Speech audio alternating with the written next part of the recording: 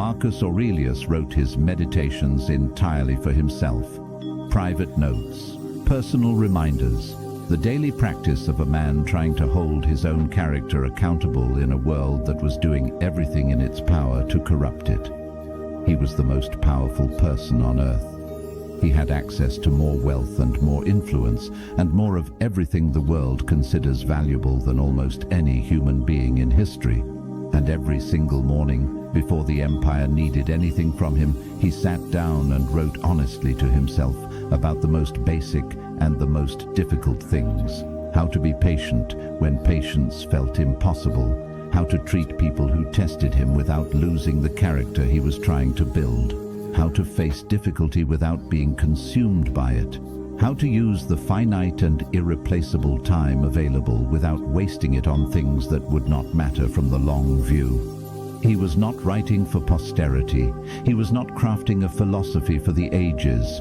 He was simply trying every single morning to remember what actually mattered before the day arrived with all its noise and urgency and demands and distraction. And the fact that he needed to do this, that the most powerful man in the world felt the genuine daily necessity of reminding himself of the basics, is itself one of the most important things he left behind. Because it means that living well is not something that arrives with success. It is not a reward for achievement or a natural consequence of having enough. It is a practice, a daily, deliberate, sometimes genuinely difficult returning to the principles that the noise of the world is always trying to pull you away from. The meditations were discovered after his death, and what the world found in those private pages was not the journal of a man who had everything figured out. It was the journal of a man who was genuinely, imperfectly, consistently trying to think more clearly, to respond more thoughtfully, to waste less, to be more patient, more grounded, more genuinely present in the life he was living rather than the one the world was performing around him. 15 lessons from those private pages. Not the comfortable ones, the honest ones. The kind that land differently when you understand they were written not as advice to others, but as reminders to himself. Before we begin, type this in the comments and mean it. I learn from the wisest. 1. You have been given enough time. The question is what you are doing with it. Marcus Aurelius wrote, "It is not death that a man should fear, but he should fear never beginning to live." Never beginning to live. Not the ending of the life, but the failure to actually inhabit it while it is happening. The failure to be genuinely present in the moments as they pass, rather than perpetually preparing for a future version of the life that keeps receding as you approach it. Most people are living in postponement, not consciously, but the structure of the daily life reflects it. The real living that is always about to begin when this current situation resolves. When the circumstances improve, when the debt is paid, or the relationship stabilizes, or the career reaches the level that will finally allow genuine presence in the life rather than the constant management of conditions that are not yet right. And while the postponement continues, the time passes. Not waiting for the conditions to become ideal. Moving forward at its consistent pace, regardless of whether you are genuinely in it or still preparing to be. Marcus Aurelius understood the mathematics of a human life with uncomfortable clarity. He wrote, "Confine yourself to the present, not to the future version of the life, not to the past version either. The present, the actual moment currently happening, which is the only moment where anything real can be done or felt or built or experienced." The practical question this lesson asks is simple but difficult to answer honestly. What are you postponing? What is the life you are planning to start living when the current conditions change? And what would it mean to start living it now, in whatever partial and imperfect and not yet ideal form is available in the actual present moment? Because the conditions will always be imperfect, there will always be something unresolved, something not yet ready, something still being waited on. And the person who waits for perfect conditions before genuinely living discovers too late that the waiting was the life. If you are ready to stop postponing and start genuinely living, type this below. I live now, not someday. 2. The obstacle is not blocking your path. It is your path. One of the most famous and most genuinely transformative ideas Marcus Aurelius left behind is this: the impediment to action advances action. What stands in the way becomes the way. What stands in the way becomes the way. Not a detour around the obstacle, not a temporary setback before the real path resumes. The obstacle itself is the path. The difficulty is not happening to your journey. It is your journey. And the difference between a person who is built by their difficulties and a person who is broken by them is not the nature of the difficulties. It is what they believe the difficulties are for. The person who believes difficulty is an interruption of their progress, treats it as something to be eliminated as quickly as possible so the real work can resume. They resist it. They resent it. They spend enormous energy trying to return to a state of ease that the difficulty disrupted. And in that resistance, the lesson the difficulty was carrying goes unlearned. The strength the difficulty was building goes unbuilt. The particular and irreplaceable growth that only this specific challenge could produce does not occur, because the person was too busy trying to get around it to go through it. The person who believes difficulty is the mechanism of progress treats it completely differently. They engage with it rather than resisting it. They ask what it is teaching rather than when it will end. They bring the full quality of their attention to the obstacle rather than directing that attention toward the wish that the obstacle were not there. And in that engagement, something real is built: the capability, the resilience, the depth of understanding about themselves and the world that the comfortable path could never have produced. The obstacle was not in the way, it was the way. And recognizing that in the middle of difficulty rather than only from the distance of hindsight is the practice this lesson is building toward. If you are ready to see obstacles as the path, write this below. Every obstacle builds me. 3. Other people cannot hurt you. Only your response to them can. Marcus Aurelius dealt with more difficult people than most human beings will ever encounter. Senators who conspired against him, generals who betrayed him, people in positions of trust who used those positions for their own benefit at the expense of the empire he was trying to serve. And he wrote, "You have power over your mind, not outside events. Realize this, and you will find strength. The power is not over other people's behavior. It is over your response to it." This distinction is one of the most practically important ideas in the entire Stoic tradition, because most people live as though other people have the power to determine their inner state. As though being treated badly means feeling badly is automatic and unavoidable. As though the unkindness or the unfairness or the betrayal of another person produces the suffering directly without anything in between. But between what happens and how you feel about it, there is always a moment, a fraction of a second or sometimes a full and available breath in which you are choosing your response to what happened. Not consciously always, not deliberately always, but choosing, because your response is not produced by the event. It is produced by your interpretation of the event, by the meaning you assign to it, by the story you tell yourself about what it means that this person behaved this way. And that meaning, that story, that interpretation is yours. It belongs to you, which means changing it is available to you.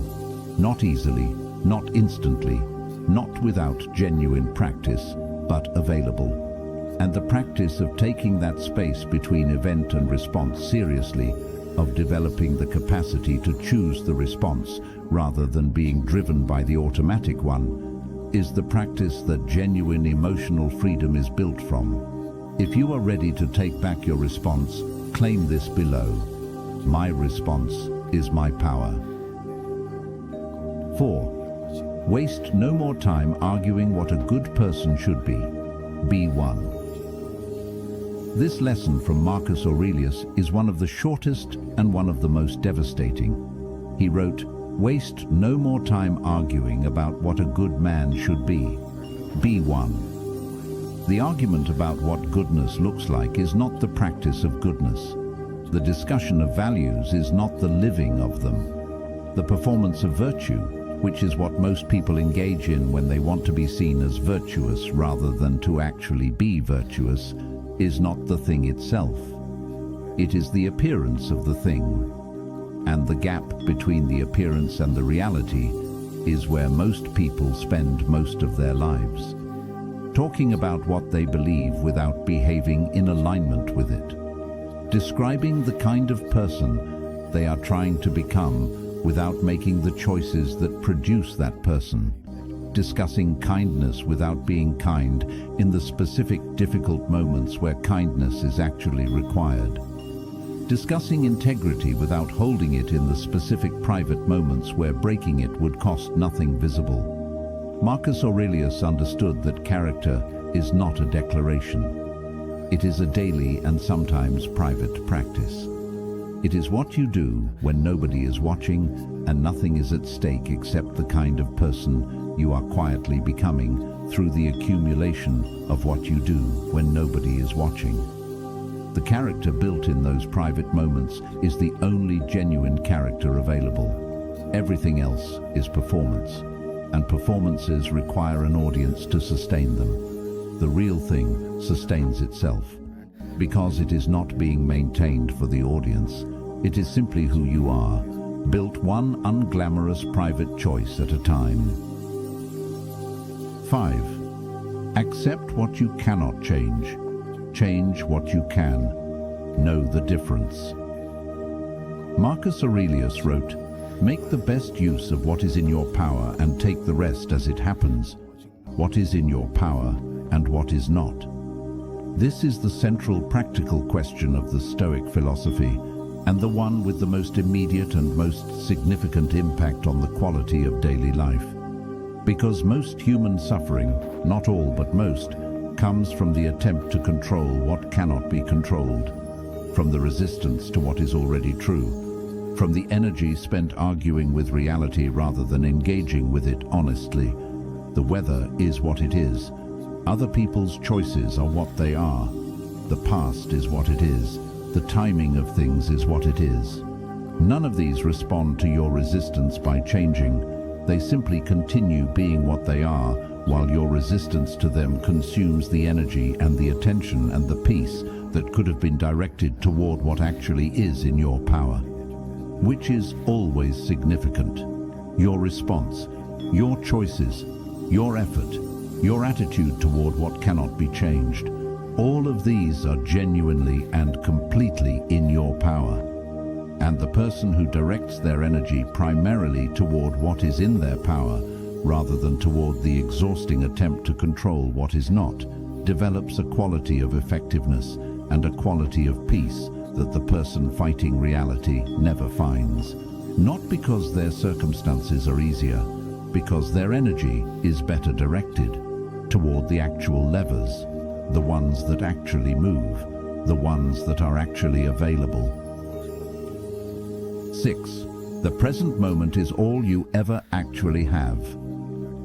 He wrote, "Confine yourself to the present 2,000 years ago, and it is still the most consistently violated principle in human life, because the mind does not stay in the present naturally. It travels backward into the past, where it replays what happened and wishes it had gone differently, forward into the future where it projects what might happen and worries about whether it will. And in all that traveling, the present moment, the only moment where anything real can be done or felt or built or experienced, passes largely unoccupied. The past cannot be changed. This is not a consolation, it is a fact. Every moment of energy directed toward wishing the past were different is a moment of energy not available for the present, which is the only thing that can actually be influenced. The future cannot be controlled. Another fact, The planning that serves the future is done in the present through present actions. The worrying about the future is also done in the present, but it produces nothing except the experience of being in the future while the present passes. What is available is the present, this conversation, this breath, this specific and unrepeatable moment in which the choice of where to direct your attention is yours completely. Marcus Aurelius returned to this principle throughout his entire life because the mind requires returning to it throughout an entire life. It is not a lesson learned once. It is a practice returned to again and again. Every time the mind travels, the return is available, and the quality of the life is built from the quality and the consistency of those returns. 7. How you do anything is how you do everything. Marcus Aurelius wrote, "Whatever you do it as if it were the last thing you were doing in your life, not as performance, as genuine presence in the task at hand, regardless of the scale of the task. Because the person who brings their full attention and their genuine care to the small things is building something that the person who saves their best for the important things never develops. They are building the habit of genuine presence. The character that does not negotiate with itself about which situations deserve its full engagement and which can be handled adequately without real investment. The standard of doing things properly that does not depend on whether anyone is watching or whether the task is impressive enough to justify the effort. That standard, applied to the small things consistently, becomes the person who brings it automatically to the large things. Not because they decided to try harder when the stakes went up, because they never stopped trying at the level the task deserved, regardless of the stakes. The quality of your daily habits is the quality of your character, and your character is the quality of your life. If you are ready to bring your full presence to everything, write this below: I bring my best to everything. 8. You will not be punished for your anger. You will be punished by it. He wrote, "How much more grievous are the consequences of anger than the causes of it? The consequences of anger than the causes.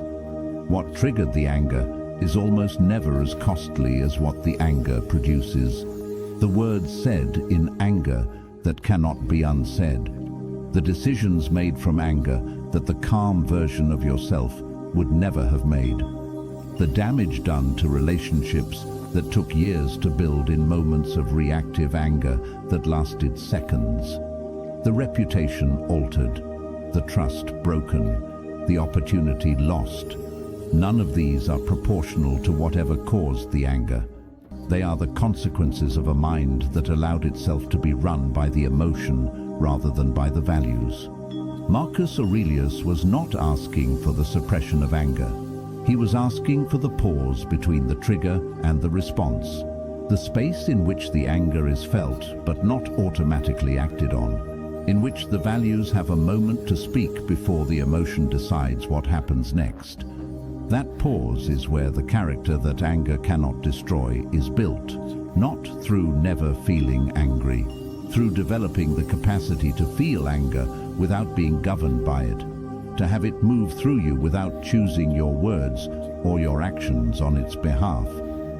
That capacity is one of the most practically significant things a person can develop. And it is developed through exactly the practice Marcus Aurelius was engaged in every morning.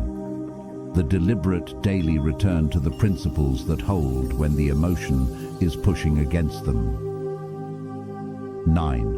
The opinion of others is not your business. Your character is. Marcus Aurelius wrote, "I have often wondered how it is that every man loves himself more than all the rest of men, but yet sets less value on his own opinion of himself than on the opinion of others. Less value on his own opinion of himself than on the opinion of others. Why does what someone else thinks about you carry more weight than what you know about yourself? Because the other person's opinion is visible. It arrives in words or in behavior or in the particular way they treat you in response to what you did.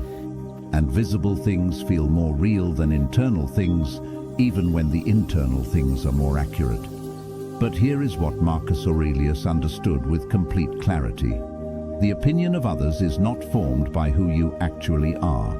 It is formed by their interpretation of what they observed about you, filtered through their own history and their own biases and their own unresolved questions about themselves, which means it is not reliable as a measure of your actual character or your actual worth.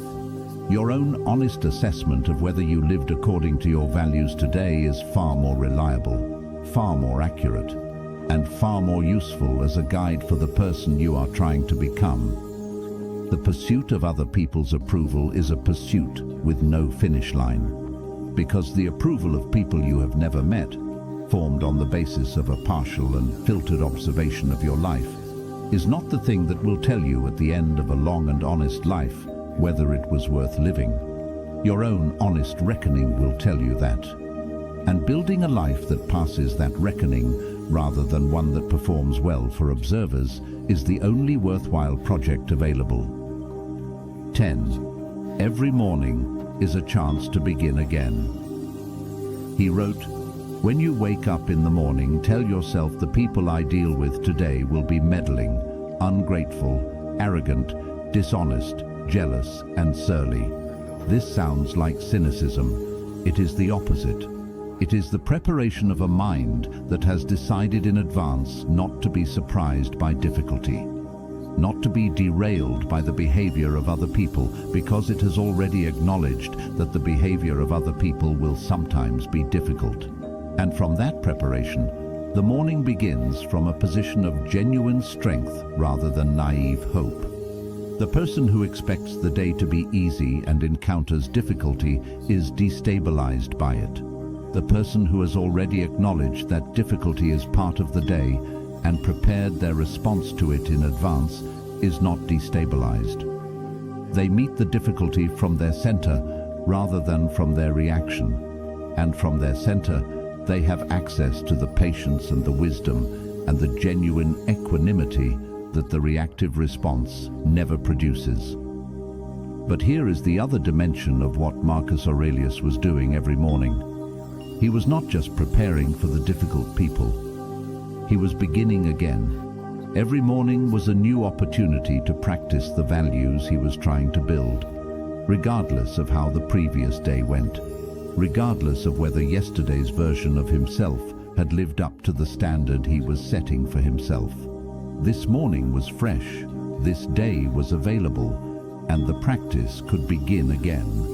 That daily beginning again is one of the most powerful ideas in the entire tradition, not the achievement of perfection, the daily return to the practice of trying. If you are ready to begin again every morning, drop this below. Every morning I begin again. 11. Treat every human being as though they deserve your best. Marcus Aurelius wrote, "Begin the morning by saying to yourself, I shall meet with the meddling, the ungrateful, the violent, the treacherous, the envious, and the unsociable. All of this is because they know not good from evil. But I have seen the beauty of good and the ugliness of evil, and have recognized that the wrongdoer has a nature related to my own, a nature related to my own. The person who tests you, who behaves badly toward you, who is operating from fear or ignorance or the kind of unexamined conditioning that produces unkind behavior, is not a different kind of creature. They are a human being like you, doing their best with what they have, which may not be much, which may not produce behavior that is easy to be generous toward, but which is still a human nature, related to your own, and treating them accordingly, not with the approval of their behavior, but with the basic recognition of their humanity, is not weakness. It is the most demanding practice available, because it requires you to respond from your values rather than from the automatic mirror of their behavior. To be the kind of person who treats people as they deserve to be treated, rather than as they are currently treating you. That is not naive. That is character. the genuine kind that does not depend on the other person behaving well before it shows up. 12. Do not compare your life to anyone else's. He wrote, "Do not indulge in dreams of having what you have not, but reckon up the chief of the blessings you do possess, and then thankfully remember how eagerly you would have wished for them had they not been yours." How eagerly you would have wished for them had they not been yours. The things you currently have were once the things you were hoping for. The circumstances you currently inhabit were once the circumstances you were working toward. And the normalization of those things, the process by which what was once desired becomes invisible because it has been present long enough, produces the particular dissatisfaction of a person who has what they wanted and cannot feel it because comparison has redirected their attention to what they do not yet have. Comparison is the mechanism by which gratitude is destroyed, not by dramatic loss, by the quiet and constant measuring of what you have against what someone else appears to have, and what someone else appears to have is not what they actually have. It is the curated, visible portion of a life that contains everything yours contains: the difficulty, the uncertainty, the private struggle beneath the public presentation. You are comparing the interior of your life to the exterior of theirs, and that comparison will always produce the same result: the sense that they have something you lack. The only comparison that serves you is between where you are now and where you were, between who you are becoming and who you were before the practice began. That comparison is honest, and it produces the only motivation worth having: the genuine desire to continue becoming rather than the exhausting chase of someone else's apparent destination. 13. Do not fear death. Fear the unlived life. Marcus Aurelius thought about death consistently, not morbidly, practically. As the philosopher Epictetus had taught, and as Marcus returned to repeatedly in his private writings, the awareness of death is not the enemy of a good life. It is one of its most reliable guides, because the awareness that time is finite changes how the finite time is used. The person who genuinely holds the reality of their mortality, not as an abstract fact, but as a felt truth that informs their daily choices, uses their time differently than the person who lives as though there is always more of it coming. They are more patient with the people they love, more willing to have the difficult conversations that genuine relationships require, less concerned with the opinions of people whose approval does not actually matter, more willing to begin the things that matter without waiting for the conditions to become perfect, more genuinely present in the ordinary moments of an ordinary day because they understand that those moments are the life, not the preparation for it, not the background to it. The thing itself. Marcus Aurelius wrote, "It is not death that a man should fear, but he should fear never beginning to live." The life unlived is the real loss, and the awareness of mortality, held honestly rather than avoided, is the most reliable motivation for living genuinely rather than performing a life while the actual one passes quietly beneath the performance. 14. Your mind is your home. Keep it clean. He wrote, "The happiness of your life depends upon the quality of your thoughts. The quality of your thoughts, not the quality of your circumstances, not the people around you or the opportunities available or the luck of your timing.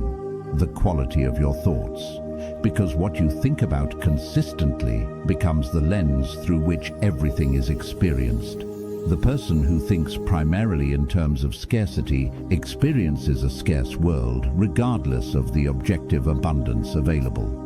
The person who thinks primarily in terms of threat experiences a threatening world regardless of how safe the actual circumstances are. The person who thinks primarily in terms of possibility experiences a world full of possibility regardless of the objective difficulty of their situation. The thoughts are not just reactions to the world, they are filters through which the world is received.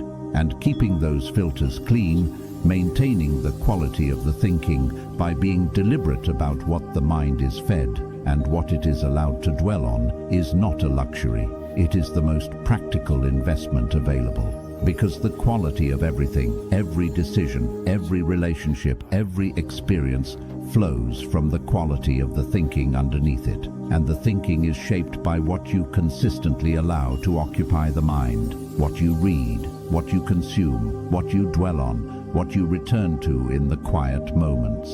All of these feed the quality of the thinking, and the quality of the thinking determines the quality of the life. 15. You are enough right now to begin. Begin. The last lesson Marcus Aurelius left, woven through every page of his private writings, is this. The practice is not something you prepare for. It is something you do. Not when you feel ready. Not when the circumstances improve. Not when you have more time or more clarity or more of whatever you are currently waiting to have more of before you begin taking your own life seriously. Now, as you are, with what you have, in the circumstances that actually exist. He wrote, begin at once to live and count each separate day as a separate life. Each separate day as a separate life, with its own beginning, its own complete opportunity to practice the values, to be the person you are trying to become, to give the people in your life the presence they deserve, to bring genuine focus to the work that matters, to waste less of the finite time on things that will not matter from the long view. That opportunity is not coming someday when conditions are better. It arrived this morning. It is available right now, in the next choice, in the next conversation, in the next moment where the person you are trying to become and the person you currently are either move closer together or further apart. The practice is available. The only question is whether you begin it. Marcus Aurelius began it every single morning for his entire adult life. Not because he had achieved enough to stop needing to, because he understood that the practice is not a phase you move through. It is the life itself. 15 lessons from a private journal that was never meant to be read. From a man who had everything the world considers worth having and understood that none of it was where the life worth living was actually built.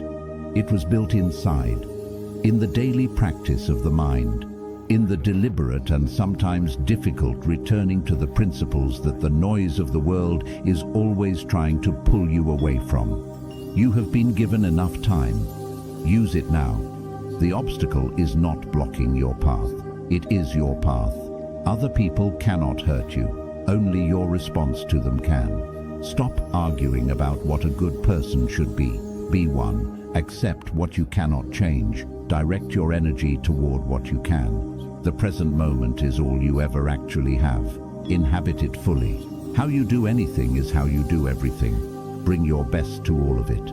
You will not be punished for your anger. You will be punished by it. The opinion of others is not your business. Your character is. Every morning is a chance to begin again. Take it. Treat every human being as though they deserve your genuine presence. Do not compare your life to anyone else's. Compare today's version of you to yesterday's. Do not fear death. Fear the unlived life. Your mind is your home. Keep it clean. And you are enough right now to begin. So, begin. The most powerful man in the history of the world sat down every morning and reminded himself of these things before the day arrived. Not because he had it all figured out, because he understood that nobody ever figures it all out. There is only the practice, daily, imperfect, genuine, and available to you right now. If this found you at the right moment, leave the only thing that matters. I learn, I practice, I become.